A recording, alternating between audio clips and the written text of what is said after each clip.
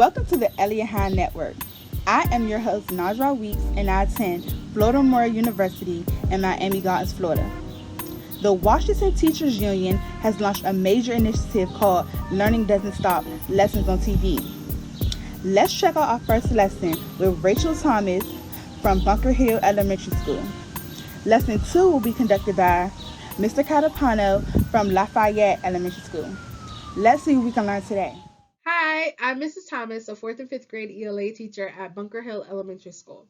Before I get started today, I just wanted to say thank you to the Washington Teachers Union for taking charge of making sure that our students have access to content even during this difficult time.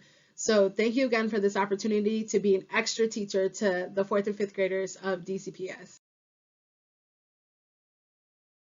Having the skill of context clues will help you build your vocabulary and help your understanding of complex text. All right, so to prepare for this lesson, you just need a pencil and paper. I will be giving you definitions and some notes to take down for context clues and inferencing, but I would also like for you to make sure that you take note on the resources that I provide at the end, because this is going to be a unique summer, and it's also a chance for you to grow your brains and get ready for 5th grade and 6th grade respectively. So let's get started. Context clues are an important skill to have.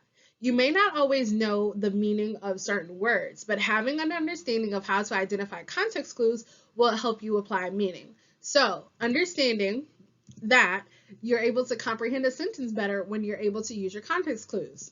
You can apply meaning to vocabulary that is new or unfamiliar. You're able to identify a synonym or antonym to also support you applying meaning. You can use this next slide to help you better understand as an anchor chart what you need to look for when looking for context clues. So I've used a magnifying glass because you're now an investigator unpacking this text to better understand it. You can look for the definition in this paragraph to help you better support your understanding. The text may also provide an example. So you may not necessarily get the definition, but it gives you an example of what the word means. Then there's looking for a synonym. Look for a similar word that is spelled differently than the vocabulary target word. Then sometimes you just may have to make an inference, which means that it's not explicitly there in the text, and you're going to have to use your background knowledge to figure it out. And then lastly, you can look for an antonym, which is a word that is the opposite of your given vocabulary. Now, what would a definition sentence look like? I'm going to use the word vivid to explain all of our given options. So the painting Janai did was vivid. She put a lot of bright colors. So that helps me better understand the word vivid because it explained what Janai did with her painting. A synonym. Janai's painting was the most vivid of them all. The art teacher was surprised by her lively use of color. Now, the word vivid can mean multiple things, but in the context of this sentence, it helps me better understand what her painting looked like. So that means that it was bright, it was lively, it may have been realistic in content, but that better helps me understand that word vivid in this context. Next, we have the opposite. So Janai was the only 5th grader with a vivid painting. The other students used dull colors. So that lets me know that they did not use bright colors and their picture was not lively or vivid like Janai's. Then we have the example. Janai was the only 5th grader with a vivid painting. It had distinct lines and realistic shapes. So that means that when the person looked at her painting, they got a realistic image through her artwork. Next, we have the inference. Janai takes her art serious. She is a vivid artist. So one could understand that if she takes her art serious, that means that she gives it her all and she does a great job with her painting. And she makes sure that it's vivid. So that means that it's going to be appealing to the person observing her art. Next, we have inferencing. We have a big word called schema and text clues. So we know that schema is using your background knowledge and information from the text to come to a conclusion. That is how you inference. So again, your schema is your prior knowledge or understanding of a topic to make a connection to current content. So if I'm reading about hot air balloons and I make that connection that my uncle took a hot air balloon ride one time and he told me all about it, I'm able to apply that knowledge to what I'm currently reading. Maybe I'll read something similar to his experience, or maybe I'll read something different. But if I read something in the text that isn't explicitly stated, I'll know that I can apply my meaning and make an inference to it. As you get older, there will be less and less pictures and text. However, that's one of the major text clues that you can use. You can look to the picture to identify what you need to know in the text. And then also, because you'll have less pictures and text, you'll need to rely on the text more. So you'll need to look for what's explicitly stated and also using your background knowledge, and then help you to come to the conclusion of what's not implicit or implied. So you can always go back and reread the text, and of course use your investigative skills to better understand what is happening. Now, to better support your understanding of inferencing, you can create an anchor chart that helps you remember it's your schema, which is your background knowledge, and also that you're looking for text clues. Because this is one of those things that is really important when you're reading on Park or when you're reading those grade level texts.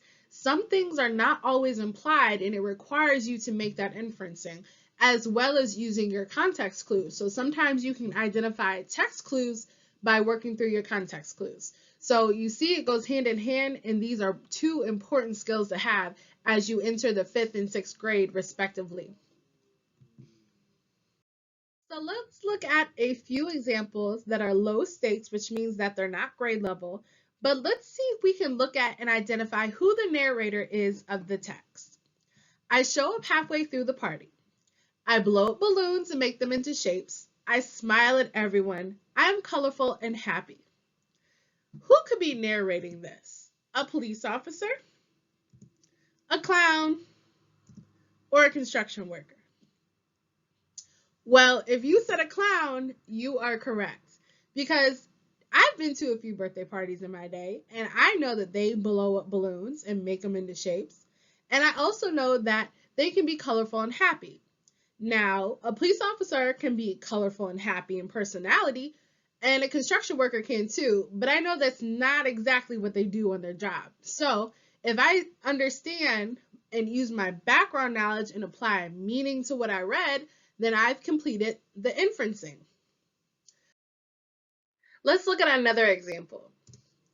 Now we have to determine who is this narrator. I wash my hands after I greet you. I ask you how you're feeling, and I take your temperature. I check your ears and your eyesight. Is that a dentist, an artist, or a nurse? Well, if you said nurse, then you are right. Now, this also could have been a doctor, but I was thinking more specifically a nurse. If you said a medical professional, that would fit as well. Now, let's determine who this narrator is. I keep the city safe. I patrol the street. I work in schools and public buildings. I try my best to be a positive influence in the community. Is this a police officer, a teacher, or a religious figure? If you said police officer, you're correct. Let's determine one more narrator. Safety is very important on my job. I have to wear a helmet and knee pads. I work long days and I have to be really good at my job. Who do you think this could be? A principal, an athlete, or a construction worker?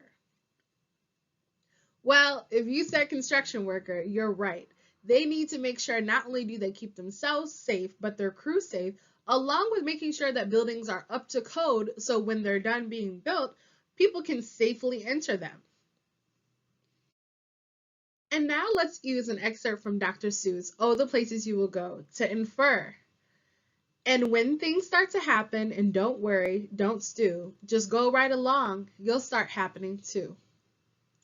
What do you think that means?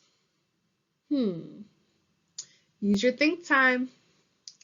Well, I can infer that as my wonderful fifth graders go off to middle school and all the other wonderful fifth graders of DCPS transition to their middle schools, that you shouldn't worry, you shouldn't get upset, which don't stew means. And when things start to happen, just go right along. Go with the flow, and you'll eventually fit in, and things will start happening the way they need to happen for you. And with that, I would like to close with another excerpt. I would like to read one more excerpt from Dr. Seuss's Oh, the Places You Will Go. And I dedicate this to all the fifth grade promotion classes this year, because you're not getting the time that you deserve, just like the graduates are not. But as you transition to middle school, I want you to remember that you'll get mixed up, of course, as you already know. You'll get mixed up with many strange birds as you go. So be sure when you step with care and great tact, and remember that life's a great balancing act. Just never forget to be dexterous and deft, and never mix up your right foot with your left. I challenge you to look up those words that you don't know, identify what it means, and I hope you internalize it and remember that you are supported as well as loved by all your teachers and, of course, your family. And I hope that middle school is a great experience. So just remember who you are and what you represent as you transition into this next season of your life. Before I go, I wanted to leave you some resources. So this summer, you can keep your brain working. So I love to write stories. So you can get a pen and notebook and track how you can practice dialogue, use descriptive language. Also journaling. It's a really tough time right now, and sometimes you need just to write down your feelings and how you are just processing this whole situation. So journaling is really great. Also, journaling can be a positive. You want to track important moments in your life right now. So maybe you just want to journal the summer before middle school. How exciting. You can also, if able, log into Clever, access Common Lit, readworks.org, Newsela, and of course Lexia to support your understanding. And then I know this is difficult, but you may want to see how you can access a library card so you can make sure that you're reading over the summer 20 to 30 minutes a day, just to support your comprehension, your fluency, and your vocabulary building, which is my next point.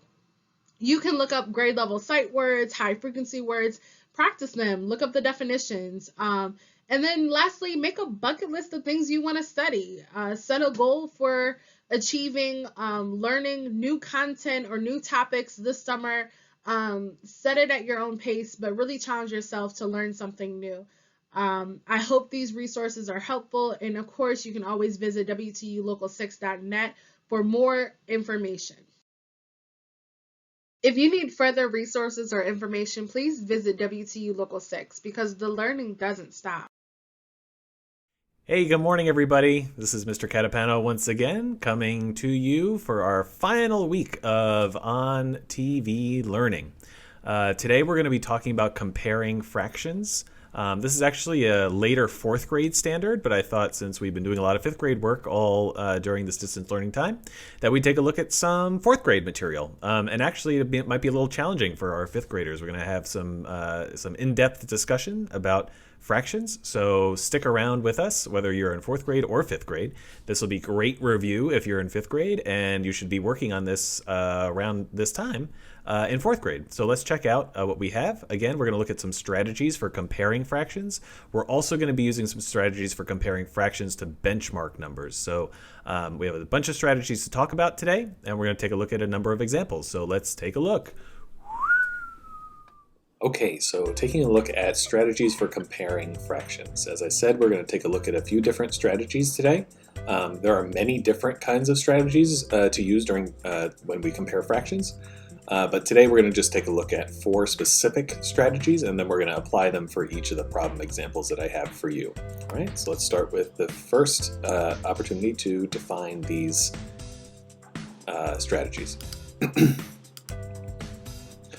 So, for to the whole. So for example, whoops, sorry about that. For example, if I have 2 fractions to compare, let's say I have 3/4, oops, 3/4, and then I want to say whether that's greater than, less than, or equal to 1/4, right? What I could say here is, okay, how far away are both of these fractions from the whole? So I know that to get from 3/4 to a whole, it's a difference of 1/4, right? To get from 1/4 to the whole, it's a difference of 3/4. So which fraction is further away from the whole? If 1/4 is 3/4 from the whole and 3/4 is 1/4 from the whole, we know that 3/4 is closer, which means that 3/4 has got to be greater. Because it's closer to the whole, that we know it has to be greater than 1/4, because 1/4 is further away from the whole. Another strategy we can use is compare it to the half. So let's say I have a fraction like 4/10, and I want to compare that to a fraction of 6/14. Okay, so I'm comparing these 2 fractions, and I'm going to compare them to the half. So 4/10, how far away is 4/10 from the half? We know that in tenths,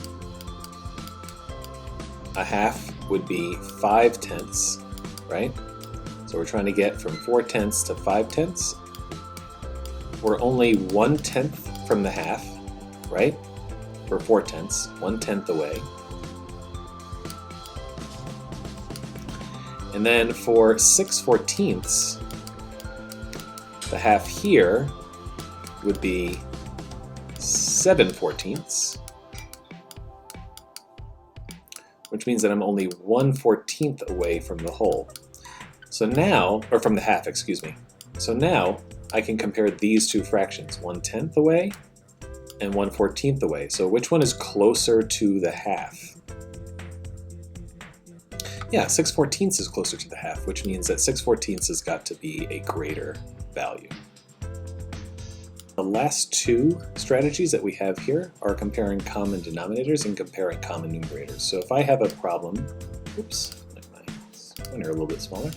If I have a problem like comparing 8/5 to 3/5, I know that these are common denominators here, 5 or in fifths, right? So all I really need to do is just compare the numerators, right? Since these fractions have common denominators, all I have to do is just compare the numerators. So which is greater, 8 or 3? Yeah, it's 8. 8 is greater than 3. So we know that 8/5 is going to be greater than 3/5. And then lastly, our last strategy here for today is comparing fractions with common numerators. So let's say I had a common numerator of 11, and here I have 11/15, and I'm comparing that to 11/20. So really when I think about this, right, I have common numerators, I'm going to compare the denominators. The way to think about comparing the denominators here, only when we have common numerators, is what are the parts broken down into, right? So here we have the parts broken down into 15ths here and 20ths here.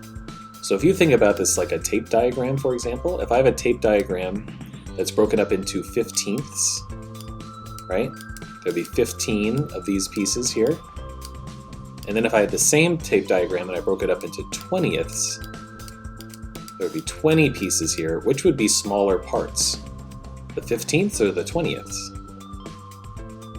Yeah, the 20ths would be smaller parts, right? So really we're comparing the 20ths to the 15ths. And we know that the 15ths are greater, which means that 11/15 is going to be greater than 11/20. Let me fix that a little bit so it's a little easier to see on the screen. So 11/15ths greater than 11/20ths. So again, just to recap, we have our comparison to the whole. That's our first strategy, so we can take our fractions and say, okay, how far away are they from the whole, and make that comparison there.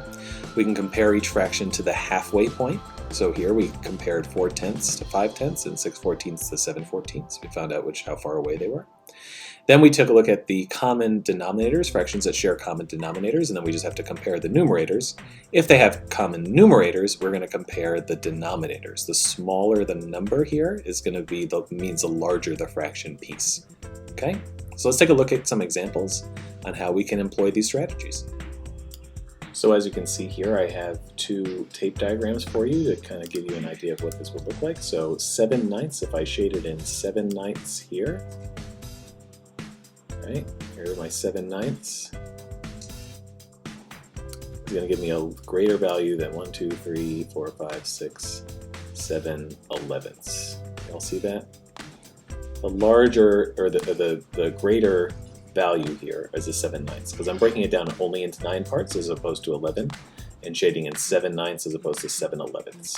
Okay, so I hope that visual model gives you a better idea of how we can compare using common numerators. And we can use the same strategy here for the next problem, right? We have a common numerator of 8 this time. And since we already know that the denominator parts are going to be the same here, 9 and 11. So I could use the same tape diagram. Here I'm going to fill in 8/9, and here I'm going to fill in 8/11. Which is the greater fraction? Yeah, it's 8/9. Okay, so you see that using the visual model here. Okay. And then our last example here for this slide, 2/5 and 4/9. What do we think? We can't compare common numerators because they're not the same, 2 and 4. We can't compare using common denominators because they're 5 and 9. So what other strategy could we use? Could we compare it to a half? Might be kind of tough. It's hard to identify a half in 5ths and 9ths. Maybe compare it to a whole. Let's see. If we compare 2/5 to the whole, how much do we need to get to 1 whole? 2/5 to 1 whole. Yeah, it's 3/5 away, right? To get from 4/9 to the whole, we are, that's right, 5/9 away. So if we look at who's further away here, yeah, that's right, because 3/5 is a larger fraction, that means it's closer to the whole. And since 5/9 is not as large a fraction as 3/5, it is further away from the whole. So, if 2/5 to get to the whole is further away than 4/9 to get to the whole, which is the larger fraction? Yeah, 4/9 is going to be larger because it is a shorter distance to the whole than 2/5. All right? Alrighty, and the last example that I'm going to show you today is 11/20ths and comparing that to 21/40ths. So if you've been paying close attention, you'll notice that there is one strategy we have not gotten to yet, and that is comparing to the half. And that's what we're going to do for this problem. So let's think. If I broke down 20ths into a half, if I compared 1/2 is equal to a certain number of 20ths, what would be my halfway point for 20ths? Yeah, it would be 10, right? Because 2 times 10 is going to give me 20, right? And 1 times 10 is going to give me 10. So 10/20ths is my equivalent to a half. And then how about in 40ths? What would my halfway point be? Yeah, 20 40ths, right? So what we have here is we're going to compare both of these fractions, 11/20ths and 21/40ths, to their half. So if I compare 10/20ths to 11/20ths, right? 11/20ths is larger, but how much larger? It's plus 1/20th, right? So keep that in mind. And here we're going to compare our halfway point 40ths, 20/40ths. Compare that to 21/40ths, and we have the same thing. It is larger than the half, but how much larger? It's 1/40th larger. So now we just have to compare these differences, 1/20th to 1/40th. Which one is closer to the half? They're both greater than the half, but which one is closer? We want the smaller fraction here, the smaller fraction difference. So which is a smaller fraction difference, 1/20th or 1/40th? Yeah, 1/40th. So if 21/40ths is only 1/40th away from the half, it's 1/40th greater than the half, and 11/20ths is 1/20th greater than the half, which one is greater? That's right, it's 11/20ths. 11/20ths is greater because it's so much greater than the halfway point, right? It's greater than 21/40ths, so its halfway point, and therefore makes this fraction a larger fraction. All right, guys, so once again, this was a lesson on comparing fractions using 4 different strategies. The first 2 strategies we talked about were benchmark, noting where the fraction is in relation to a benchmark, like the whole or the half. So remember that we can take a fraction, find out what it would be as a whole, and then we can compare that fraction to the whole. How far away is it from the whole? And we can do the same thing with the half. Just remember, though, that when we're comparing fractions to the half, we want to make sure that those denominators are even numbers, right? Because it's easy to find the halfway mark in fourths, but harder in fifths. So try to compare using a half only when you have those even number denominators. You can still do it with the odd number denominators, it's just a little tougher. And then the other 2 strategies we talked about here today are comparing fractions that have common numerators and comparing fractions that have common denominators. So keep in mind that when we're comparing with the common numerators, we look at the denominators underneath, see which has the larger fractional parts. That's going to be the larger fraction. If we have a fraction that has the same denominators, all we have to do is just compare the numerators. If it's 8/5 as opposed to 3/5, we know that 8/5 is larger because 8 is greater than 3. So use these strategies to compare fractions in your work here, and I hope that you all enjoyed our lesson on fractions and our final lesson. So good luck everybody with the summertime, and I look forward to seeing you all when we come back to school. All right, thanks everybody, have a great day.